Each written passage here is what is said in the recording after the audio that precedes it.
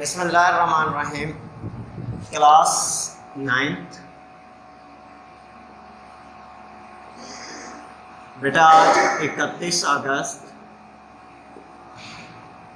2020 तो हमने जो टॉपिक डिस्कस करना है वो इंटरमोलेकुलर फोर्सेस में हाइड्रोजन बॉन्डिंग की आज हमने बात करनी है।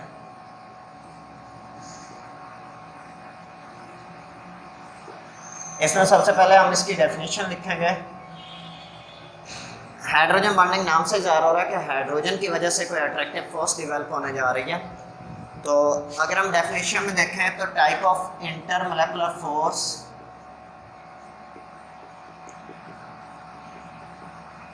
which is present between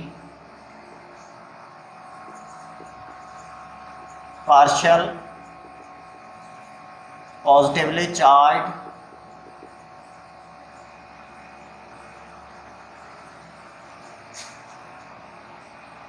hydrogen atom of one molecule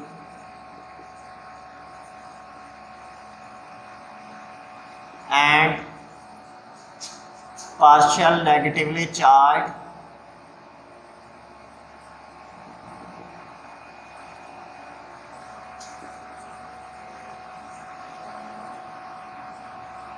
more electronegative atom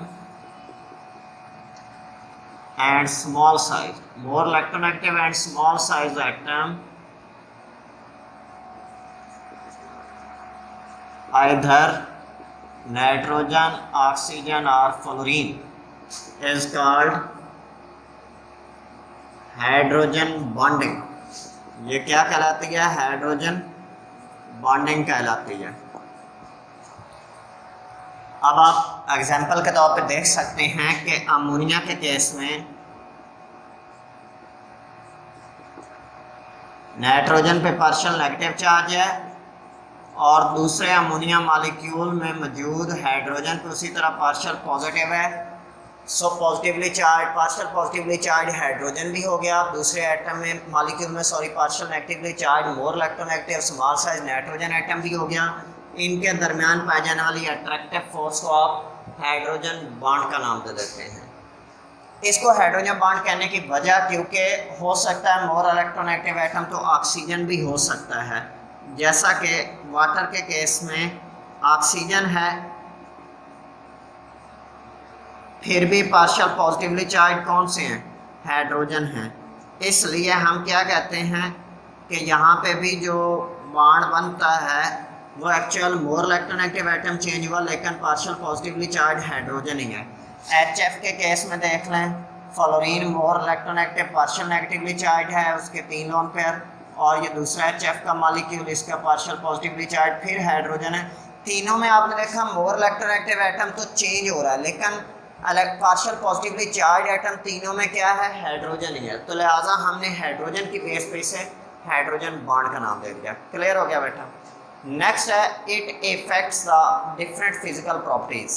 मिसाल के तौर पे यहाँ पे 3 प्रॉपर्टीज का जिक्र किया गया है। एक, अगर हम वॉल्यूम की बात करें तो लिक्विड वाटर का वॉल्यूम जो है वो लेस होता है एज कंपेयर टू आइस।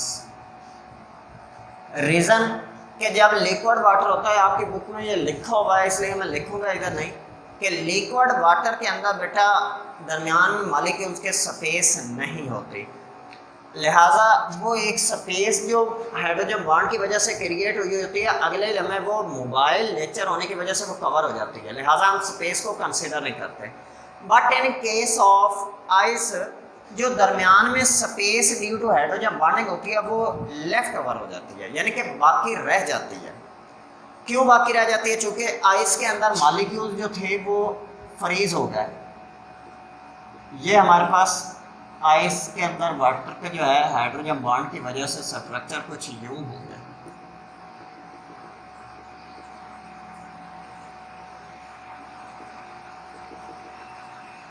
यहाँ पे देखें ये एक हेक्सागोनल स्ट्रक्चर बना है आइस का।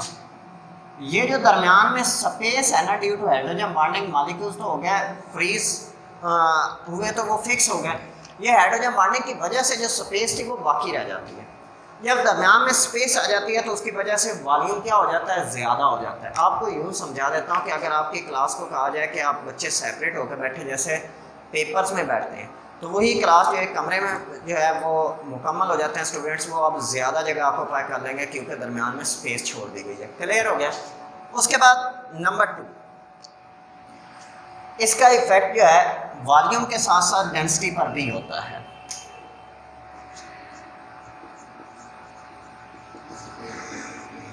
आइस की डेंसिटी जो होती है वो कम होती है as compare to water in liquid state, liquid water की। रीज़न क्या है, density is equal to mass over volume. So इसके मुताबिक density is inversely proportional to volume. हमने अभी बोला कि आइस का वॉल्यूम ज़्यादा है, वॉल्यूम ज़्यादा है तो इसकी डेंसिटी क्या हो जाएगी, कम हो जाएगी। सो ये भी इफेक्ट था ड्यू टू हाइड्रोजन बॉन्डिंग। उसके बाद लास्ट वन देखें, जो इफेक्ट आपको देखने को मिलेगा वो आइस फ्लोट ऑन वाटर।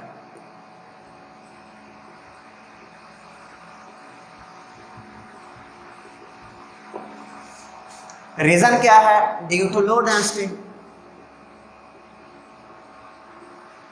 जिस चीज की डेंसिटी कम होती है वो ऊपर पानी के फ्लोट करती है, पानी के मुकाबले में आइस की डेंसिटी कम होती है ड्यू टू हाइड्रोजन बॉन्डिंग। इस वजह से आइस फ्लोट करने लग जाती है। क्लियर हो गया।